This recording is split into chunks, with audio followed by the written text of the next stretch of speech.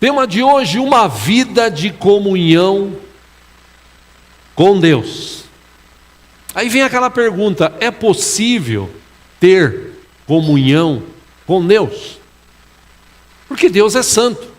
A gente está estudando sobre isso aqui neste mês de fevereiro, finalzinho de janeiro. Deus é santo, Deus é grande, Deus é maravilhoso, poderoso. Será que é possível viver momentos de comunhão com Deus? Claro. E, como eu digo sempre aqui, não depende de Deus, depende de nós. Deus é um ser, uma fonte inesgotável de poder, de misericórdia, de amor, que está disponível todo o tempo. Nós é que precisamos entender esse relacionamento que podemos ter com Deus. A gente está aqui estudando, baseado num texto de Oséias, profeta que em sua época, ele trouxe de Deus uma palavra para o povo. Oséias capítulo 6, versículo 3, acompanha aqui no telão. Ele disse assim: conheçamos o Senhor. Aliás, ele ainda coloca assim: esforcemo-nos. A gente precisa se esforçar por conhecê-lo. E Oséias escreve: tão certo como nasce o sol, Deus, ele vai aparecer, como as chuvas da primavera que regam a terra. Ou seja, Deus está disponível. Aí vem essa pergunta: será que é possível viver uma vida de comunhão com Deus? E baseado em tudo que a gente já estudou aqui e o que diz a Bíblia, para ter comunhão com Deus, a gente precisa ter um relacionamento diário. E como é que a gente se relaciona diariamente com Deus? Primeiro, através da oração. Quem conhece a Deus, fala com Ele todo dia. Se você olhar para a Bíblia, se você olhar para a vida de Daniel que viveu tempos difíceis, Daniel que foi levado como escravo no tempo de na sua época, no seu tempo. Os demais jovens não tinham mais esperança, mas Daniel tinha uma esperança. Ele falou: não, eu tenho um Deus, esse Deus está comigo, eu confio nele. Mais cedo ou mais tarde, Deus vai mudar essa situação. E se você olhar para a vida de Daniel, ele orava pelo menos 3 vezes ao dia. Era sagrado. E é interessante que dia desses eu conversava com alguns irmãos, eu não me lembro se foi aqui, se foi numa outra igreja. Me lembrei aqui. Foi num retiro de pastores que aconteceu semana passada, e eu tive o privilégio de estar lá com outros pastores e tal, aprendemos bastante. E no momento que a gente estava no quarto ali, antes de dormir, a gente conversava, e um deles falou assim: poxa, esse pessoal aí do islamismo, né, que eles são muito,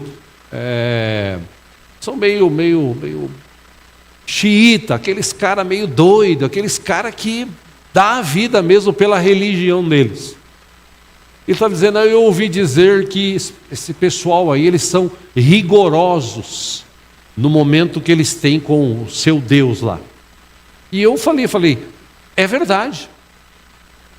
É verdade, eu sou testemunha disso. Quando eu estive lá em 99,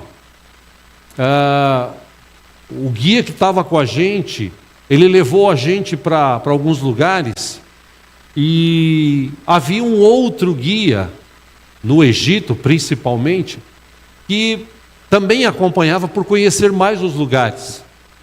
E interessante que esse lá do Egito, E o guia aqui do Brasil que foi com a gente, ele disse: Diego, você como é maior que todo mundo, fica atrás de todo mundo, porque sabendo que você está atrás, todo mundo está na frente, né?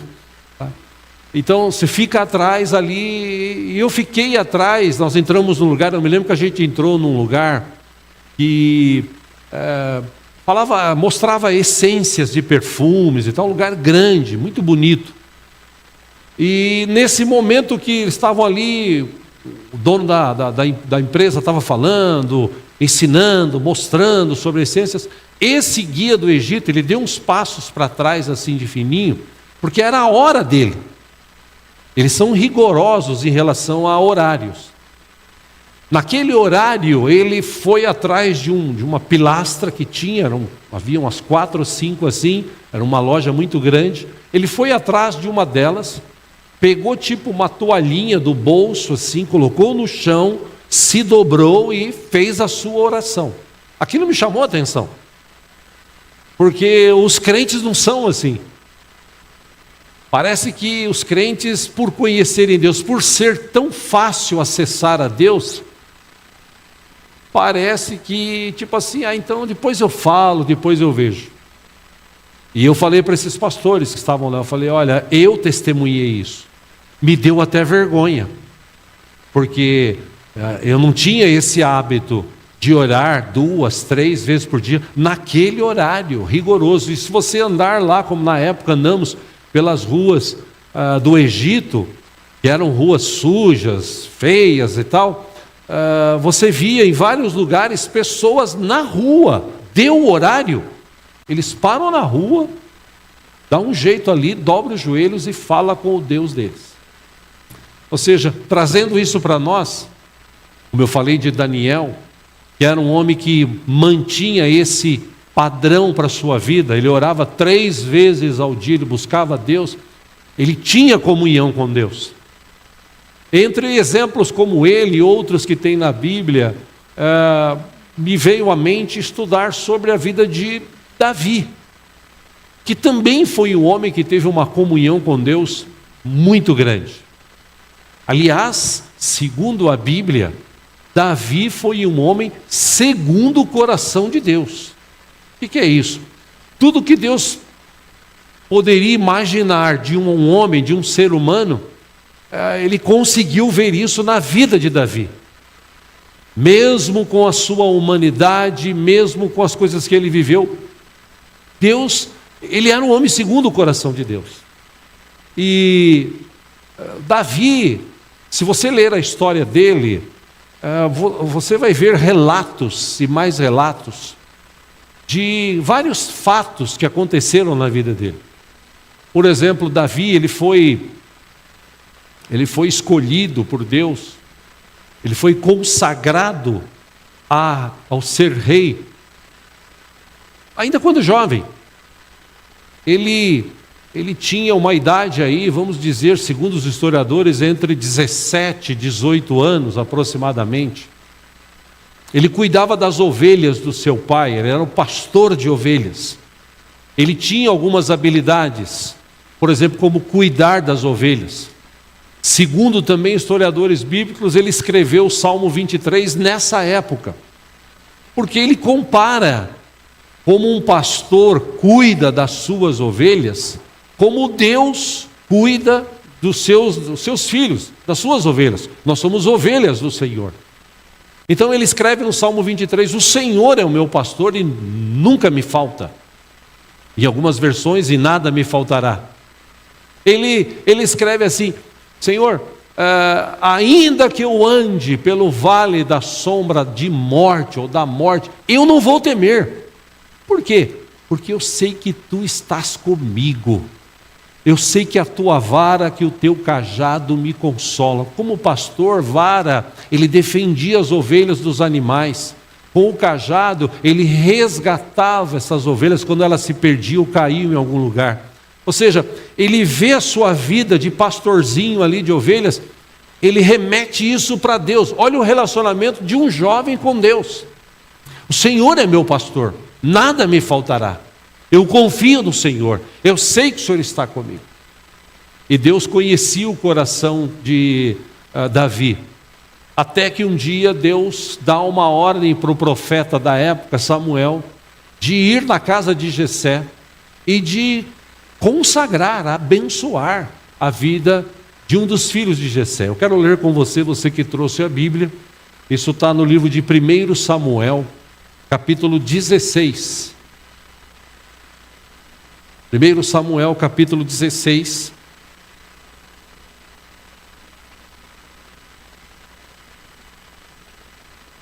Aleluia. Versículo 6. Diz que quando chegaram, Samuel viu Eliabe e pensou: com certeza é este que o Senhor quer ungir. Pausa aí, por quê? Porque esse filho mais velho de Jessé, ele era mais alto. E na cabeça de Samuel,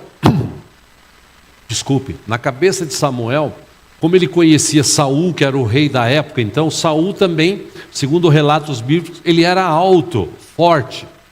Quando Samuel viu esse rapaz, Eliabe, ele pensou, diz o texto aí, com certeza é este que o Senhor quer ungir. Versículo 7, o Senhor contudo disse a Samuel: não considere sua aparência nem sua altura, pois eu o rejeitei. O Senhor não vê como homem. O homem vê a aparência, mas o Senhor vê o coração. Aleluia. Deus conhecia a mente, o coração de Davi. Ele tinha comunhão, ele tinha relacionamento com Deus. Versículo 8. Então Jessé chamou Abinadab e o levou a Samuel. Ele, porém, disse: o Senhor também não escolheu este. Versículo 9, em seguida Jessé levou Samá a Samuel, mas esse disse: também não foi este que o Senhor escolheu. Versículo 10, Jessé levou a Samuel 7 de seus filhos, mas Samuel lhe disse: o Senhor não escolheu nenhum destes. Versículo 11, então perguntou a Jessé: estes são todos os filhos que você tem? Jessé respondeu: ainda tenho o caçula, mas ele está cuidando das ovelhas. Samuel disse: traga-o aqui, nós não sentaremos para comer enquanto ele não chegar. Versículo 12, Jessé mandou chamá-lo e ele veio. Ele era ruivo, de belos olhos e de boa aparência. Então o Senhor disse a Samuel: é este, levante-se e unja-o. Versículo 13 e último, Samuel apanhou o chifre cheio de óleo e ungiu na presença de seus irmãos. E a partir daquele dia, o Espírito do Senhor apoderou-se de Davi. E Samuel voltou para Ramá. Veja, ele recebe uma unção sobre a sua vida, que a gente entende uma unção de rei. Mas ele era jovem ainda. Ele não tinha muita experiência. Ele precisava ser tratado em algumas áreas. E Deus permitiu que ele fosse tratado em algumas áreas. Lembre-se, eu estou falando de um jovem que tinha comunhão com Deus, que falava com Deus, que sabia tocar, ele desenvolvia salmos. A maioria dos salmos que foram escritos por ele. Ele escrevia no seu relacionamento com Deus, como o Salmo 23, ele escreveu outros salmos de relacionamento com Deus. Ele se relacionava com Deus. E o tempo foi passando, ele não era rei ainda. O tempo foi passando. Saul, que era o rei, a partir de um determinado momento de sua vida, ele começou a ser atormentado por um espírito imundo. Permissão de Deus. Alguém do seu reinado ali, do pessoal que se relacionava com ele, que estava sempre ao seu lado, eles disseram: olha,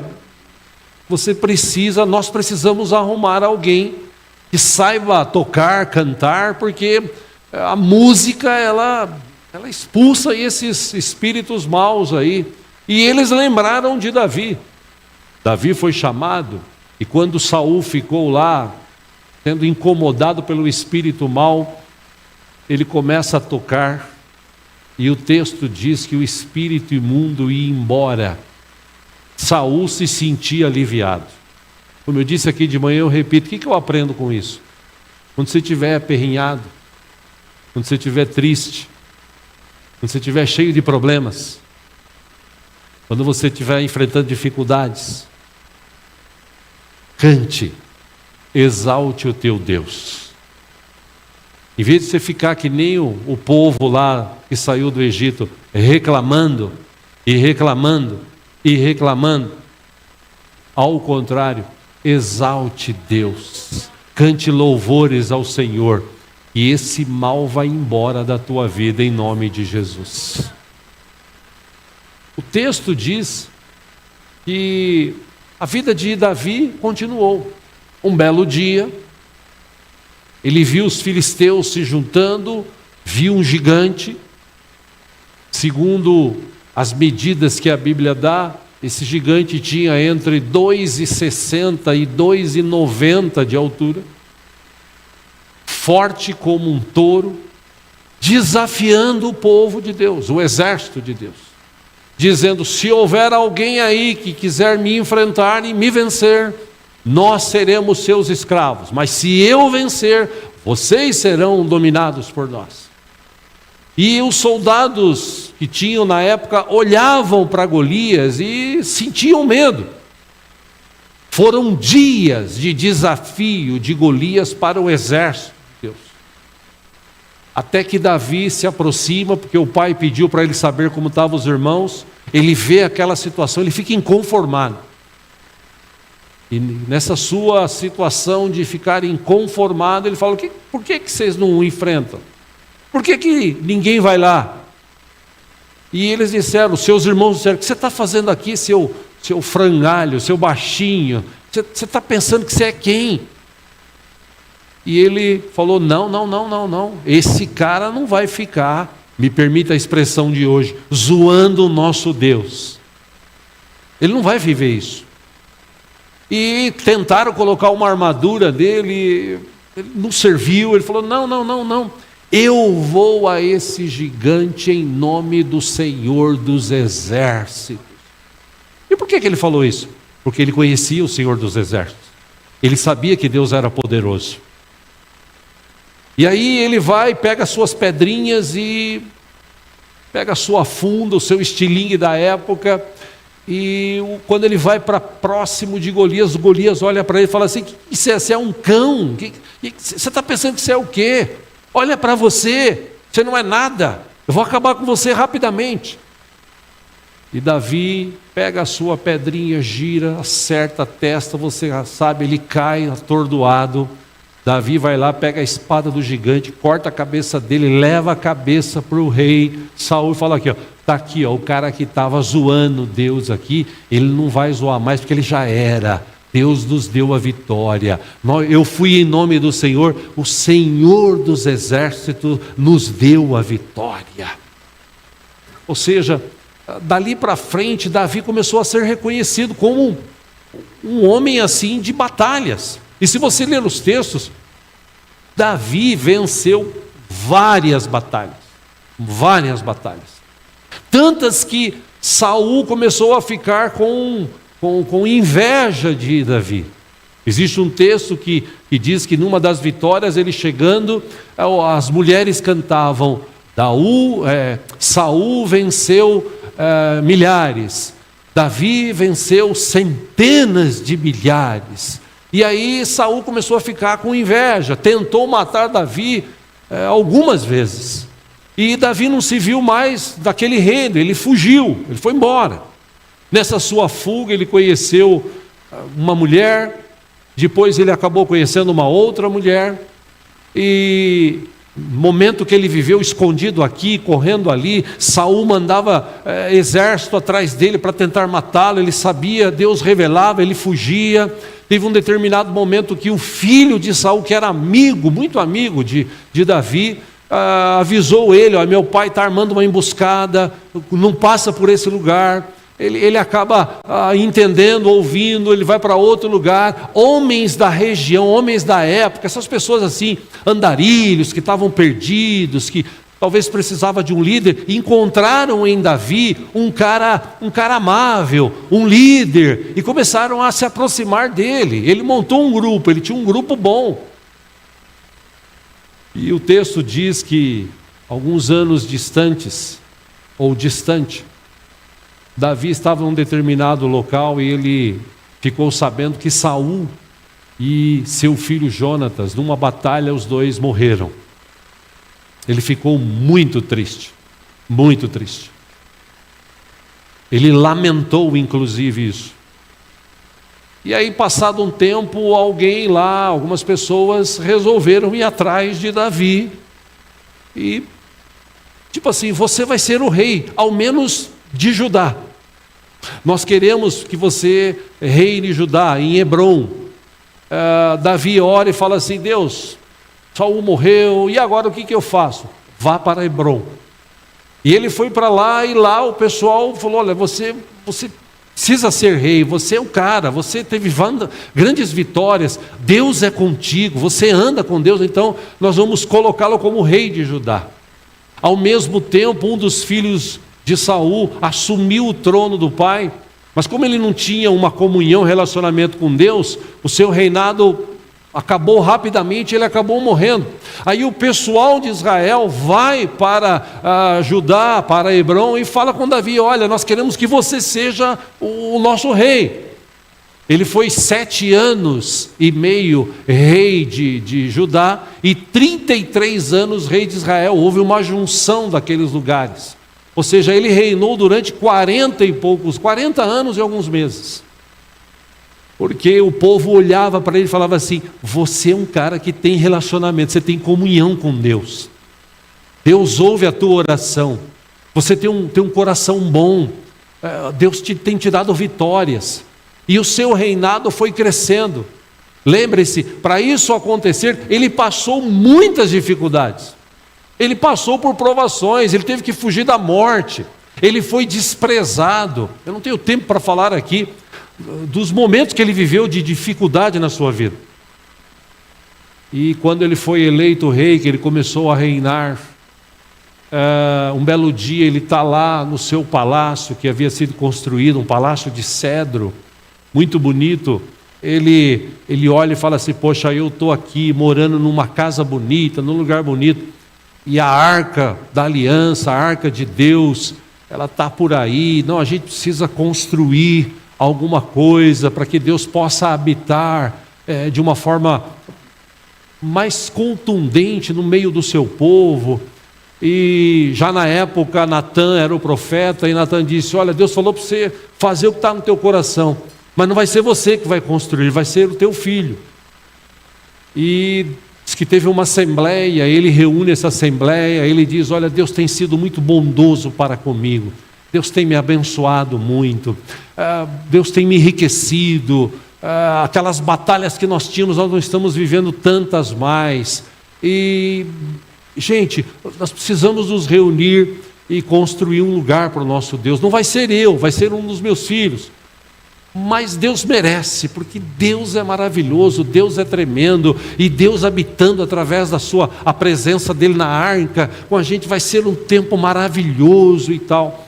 Ele incitou o povo a isso, e o reinado dele só crescia. Meu irmão, minha irmã, como humano,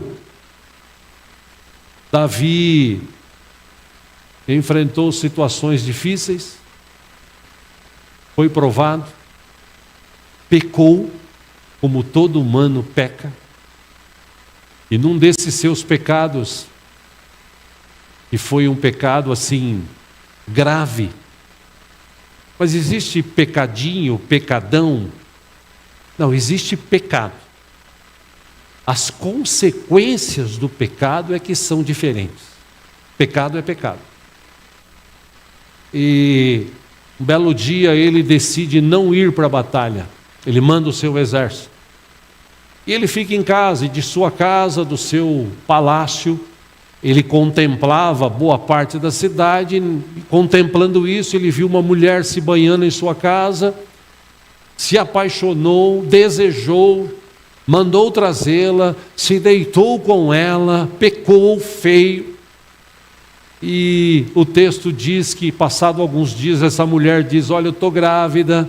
E aí ele fica preocupado, porque seria um escândalo, né? Isso acontecer. Então ele dá um jeito de chamar o marido dela, e ele tenta colocar Urias na sua casa, ou na casa com a mulher. Ele não quis ir, porque ele queria estar na guerra e tal, até que ele manda um recado, fala: põe esse cara lá na frente de batalha. Pôs ele na frente de batalha, infelizmente ele foi morto.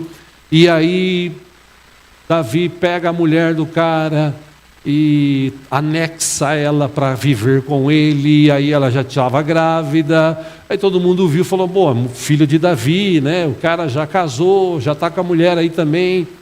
Enfim. E um belo dia, Natã, o profeta, vai e fala para ele assim, conta uma história. Ele ouve essa história, ele fala assim: pô, o cara que fez isso tem que morrer. E Natã aponta para ele e fala assim: esse cara é você. Você fez isso. Tipo assim, Deus poderia te dar qualquer outra mulher que você quisesse. Ele já tinha várias. Pela contagem, pelos textos, ele tinha pelo menos 9 já. Mas como humano, ele acabou cobiçando. E Natã fala para ele assim: você é o cara, você que errou.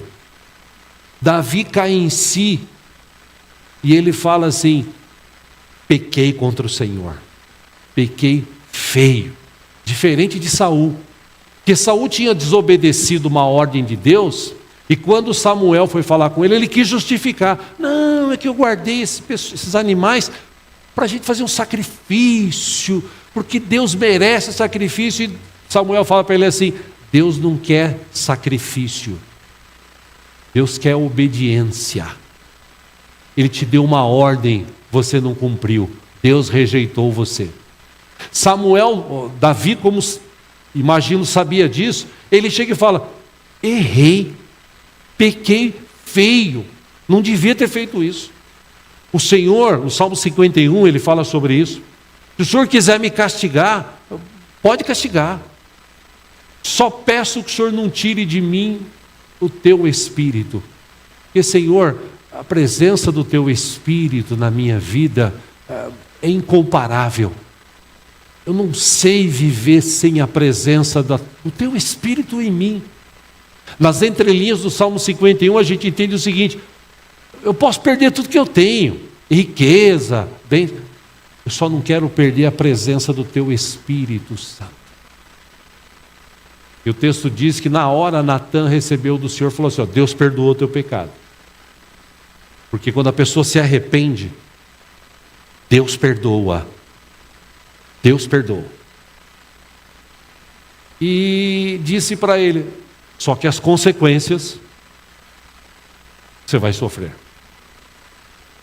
Dali para frente, a vida de Davi, a família dele, se tornou tempos difíceis, momentos difíceis. Um dos seus filhos com uma das mulheres desejou uma das suas filhas com outra mulher, acabou armando uma situação, estuprou essa moça. O irmão dela, Absalão, ficou revoltado, maquinou durante pelo menos 2 anos para matar esse camarada que chamava Aminon. Fez uma festa, deu um jeito, matou esse cara. Davi soube, ficou triste. Situações difíceis só aconteceram na família de Davi, os filhos dele. O próprio Absalão quis um dia assumir o lugar, o posto, o reinado do pai, lutou contra isso. Algumas pessoas da região se uniram a ele, algumas pessoas tentaram dar conselhos para ele. Um dos conselhos que ele recebeu foi isso: olha, o teu pai fugiu com medo de você, levou a família, saiu do palácio e ele deixou 10 concubinas lá. Sabe o que você devia fazer, Absalão? Ir lá e abusar e aproveitar das 10 concubinas, para o povo saber que você rejeitou mesmo o teu pai. E ele foi lá e fez isso. o que Natã tinha falado para Davi aconteceu. Porque Natã falou para Davi assim: o que você fez escondido, sua descendência, seu filho, fará isso para todo mundo ver. Ele mandou armar umas tendas fora, em cima do palácio, e ali ele abusou das 10 concubinas, e o povo que podia ver, viu. Foi um escândalo. Davi, por sua vez, clamou ao Senhor. Ele escreveu um salmo sobre isso. Irmãos, eu estou pulando textos e mais textos aqui, tá? Porque eu não tenho tempo para ler tudo. Ele, quando fugia do seu filho Absalão, ele escreveu um texto. Salmo 3, acompanhe aqui, versículo 1. Ele disse assim: Senhor, muitos são os meus adversários. Muitos se rebelam, em algumas versões, se levantam contra mim. São muitos os que dizem a meu respeito: Deus nunca o salvará. Mas tu, Senhor, isso é comunhão. Isso é gente que confia, que sabe quem Deus é, e o ama e o respeita. Mas tu, Senhor, és o meu escudo, ou és o escudo que me protege. És a minha glória e me fazes andar de cabeça erguida. Ao Senhor clamo em alta voz, e do seu santo monte Ele me responde. Eu me deito e durmo e torno a acordar, porque é o Senhor que me sustém. Ele ainda fala para Deus assim: não me assustam os milhares que me cercam.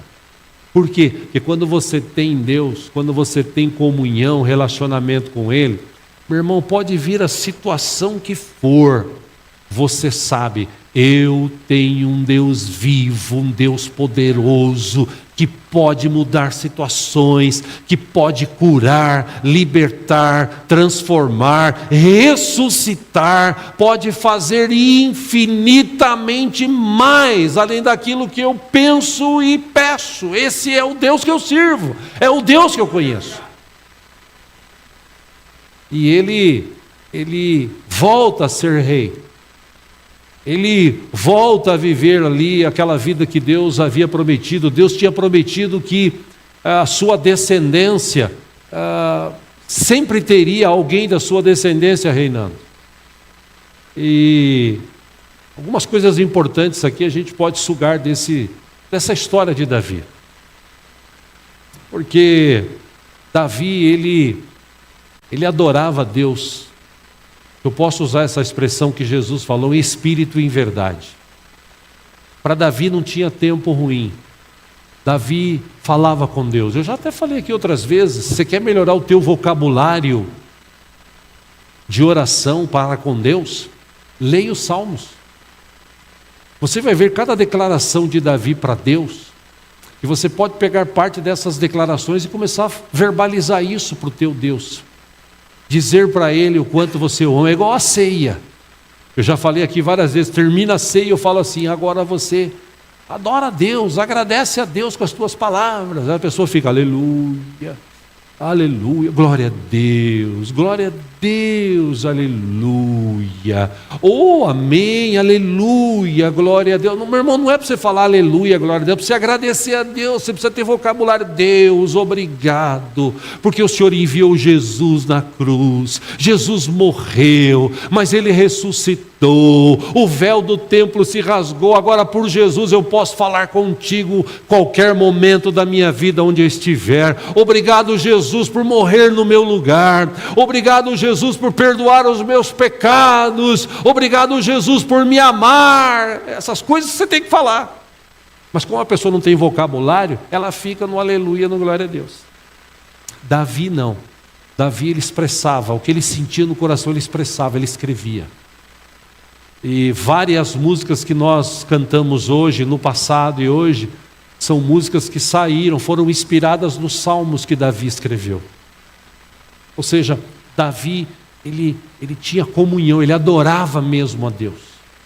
Segundo, Davi adorava a Deus com os seus dons, com os seus talentos.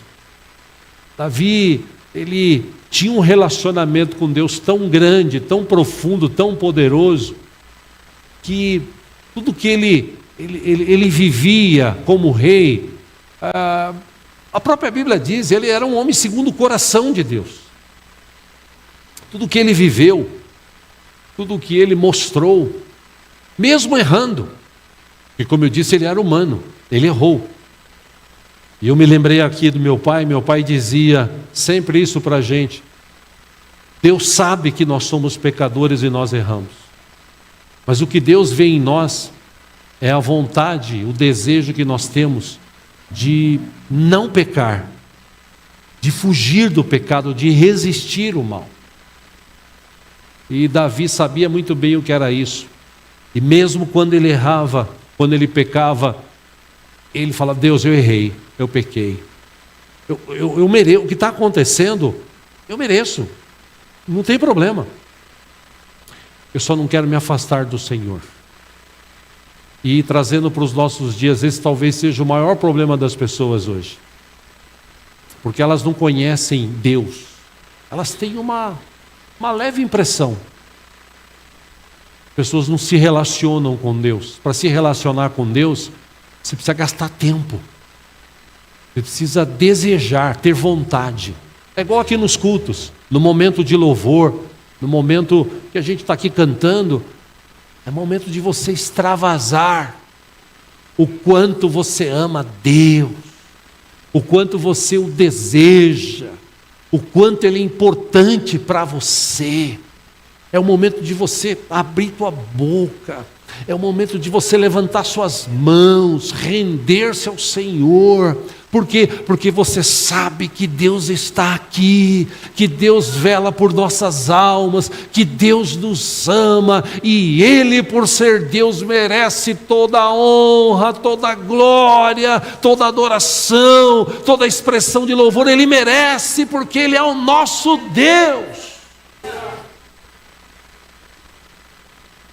Mas infelizmente nos cultos você vê as pessoas preocupadas com seus problemas, com as dificuldades, com o horário. E Davi, ele adorava a Deus com a sua vida, ele adorava a Deus com seus dons, com seus talentos. Davi adorava a Deus com seus bens, seu dinheiro. Davi era um cara que era desprendido, ele não tinha esse negócio de, poxa, eu sou rico e cada um por si, Deus por todo. Não. O texto da palavra de Deus nos diz que quando Davi fez uma assembleia, ele disse: nós vamos deixar tudo pronto, porque Deus capacitou Davi. O texto relata isso de 2 Samuel.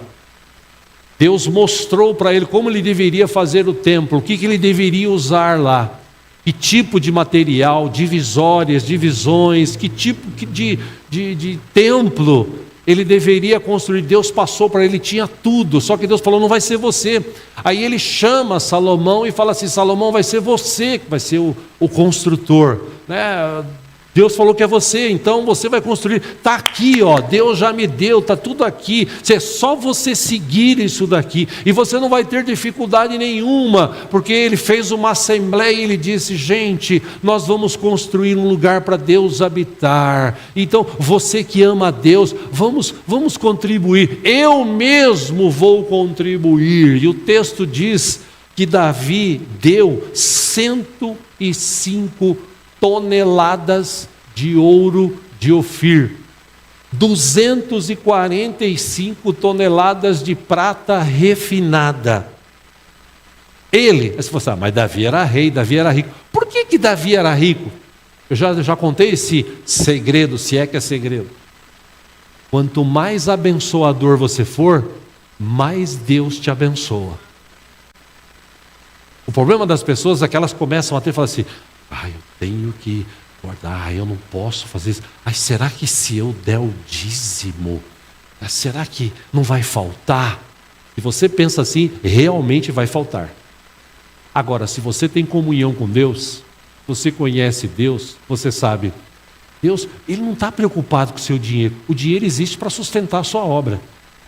Deus está preocupado, se eu posso usar essa expressão, com a tua fidelidade, com a minha fidelidade. Quando nós somos fiéis, Deus é fiel à sua palavra e a sua palavra se cumpre nas nossas vidas. É simples. Só que as pessoas elas são tão apegadas às coisas que têm, e Davi não. Davi fala assim: nós vamos construir um templo, eu vou dar boa parte do ouro que eu tenho, da prata que eu tenho, eu vou dar, porque para mim isso aqui é ouro e prata. O que importa para mim é a presença de Deus na minha vida. E se você olhar a história de Davi, ele foi rico, famoso. A história diz que não houve um rei que venceu tantas batalhas como Davi. A história diz que não houve em Israel um rei como Davi. E Deus honrou a vida de Davi de tal forma que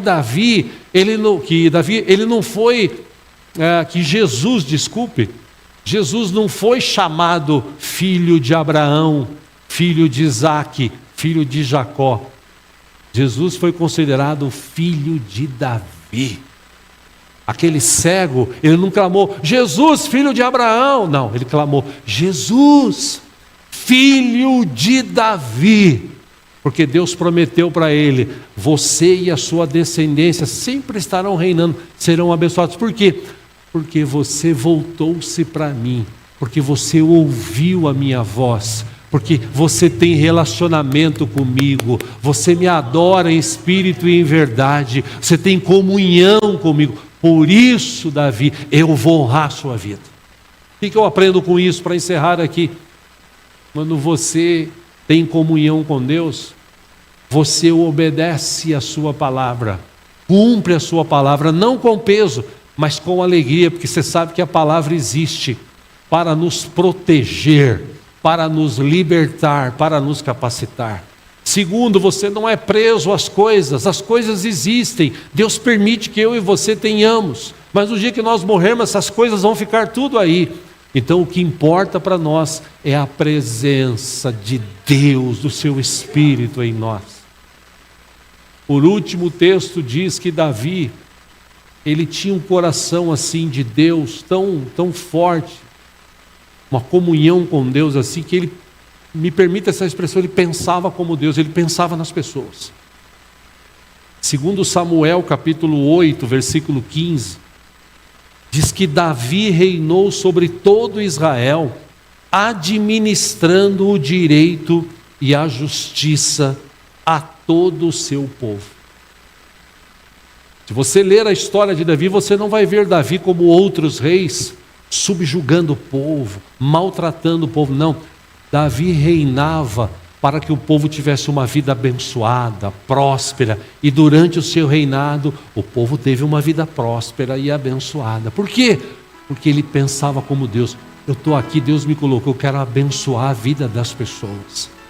Teve um determinado momento que o seu amigo, Jonatas tinha morrido, ele se lembrou, ele estava lá no seu palácio, falou assim: escuta, me veio aqui no coração a figura de Jonatas, o meu grande amigo, tem alguém da família dele vivo? Pesquisaram, falou: tem um rapaz aí chamado Mefibosete, e esse rapaz ele tem um problema, uma dificuldade, que quando criança, a mulher que cuidava caiu com ele ficou manco, meio que, ele não consegue andar direito, ele sumiu aí. Não, encontra esse rapaz, encontra e traz ele aqui.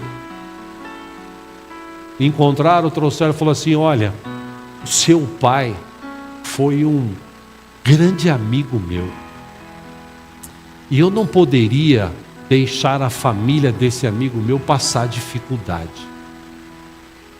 Olha, o que você tinha, o que era teu do teu pai, vai ser restabelecido.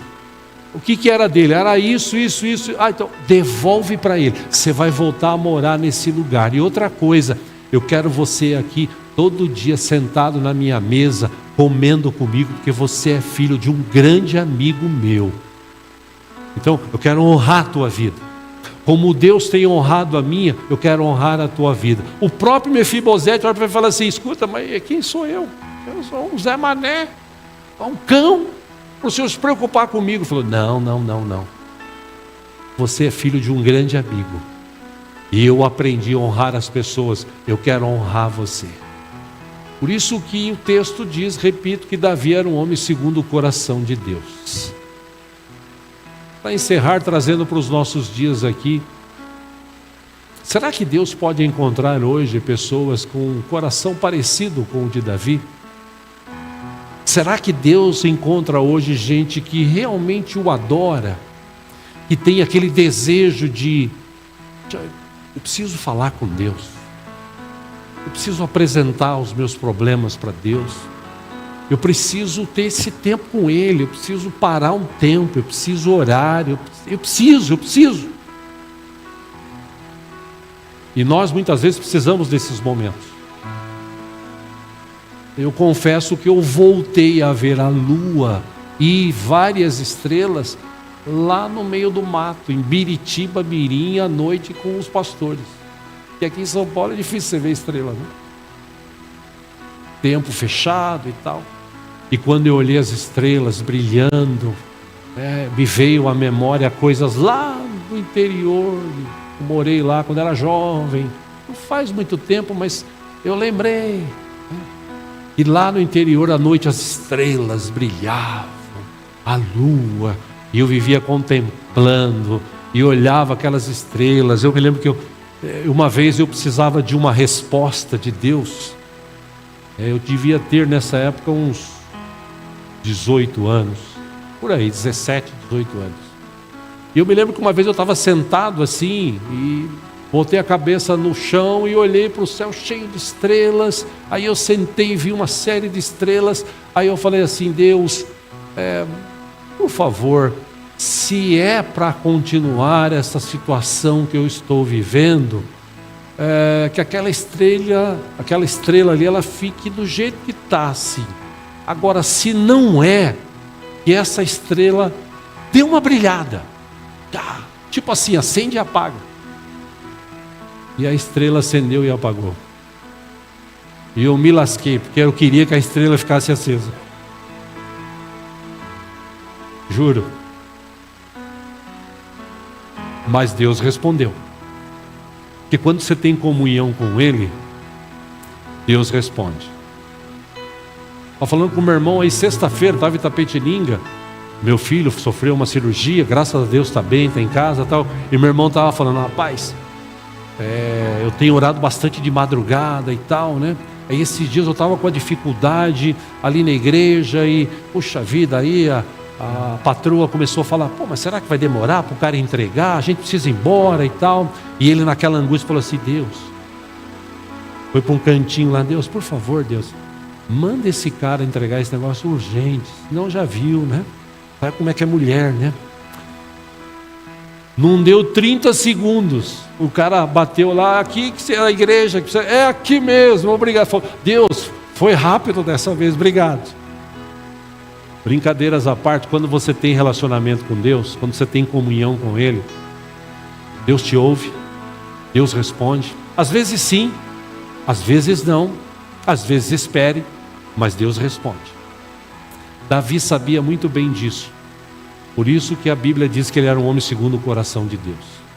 Que Deus possa encontrar aqui hoje pessoas que tenham essa comunhão com Ele, creem na sua existência, no seu poder, creem que Deus pode fazer coisas tremendas como Ele já tem feito em nossas vidas.